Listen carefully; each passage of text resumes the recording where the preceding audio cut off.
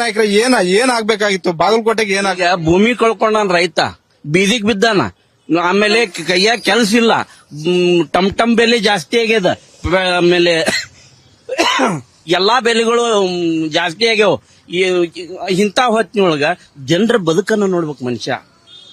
ಅದನ್ನ ಪರಿಸ್ಥಿತಿಯನ್ನ ಇದು ಮಾಡಬೇಕಾದ್ರ ಕೆಲಸ ಇಲ್ಲಾರದ ಕೈಗಳಿಗೆ ಮೊದಲು ಕೆಲಸ ಕೊಡುವಂತ ಕಾರ್ಯಕ್ರಮ ಆಗ್ಬೇಕು. ಆಮೇಲೆ ಇವೆಲ್ಲ ನಾ ಗ್ಯಾರಂಟಿ ಕೊಟ್ಟಿನಿ, ಅವರು ಅಭಿವೃದ್ಧಿ ಮಾಡೀನಿ, ಹಂಗ್ ಮಾಡೀನಿ, ಹಿಂಗ್ ಮಾಡೀನಿ, ಕೇಂದ್ರದಾಗ ಮೋದಿ ಹಂಗ್ ಕೆಲಸ ಮಾಡ್ಯಾರ್ರಿ, ಇಲ್ಲ ಅನ್ನಂಗಿಲ್ಲ. ಅವ್ರವ್ರ ಕರ್ತವ್ಯ ಅವ್ರು ಮಾಡ್ಯಾರ. ಇಲ್ಲಿ ಬಾಗಲಕೋಟೆ ಭೂಮಿ ಕಳ್ಕೊಂಡವ್ರಿಗೆ ಏನ್ ಮಾಡ್ಯಾರ, ಏನ್ ಕೆಲಸ ಕೊಟ್ಟಾರ? ಇದರ್ಲಿದ್ದ ಇಲ್ಲಿಗೆ ಬರ್ಬೇಕಾದ್ರೆ 20 ರೂಪಾಯಿ ಟಮ್ ತೋತಾರ. ಸರಿಯಾದಂತ ಬಸ್ ಇಲ್ಲ.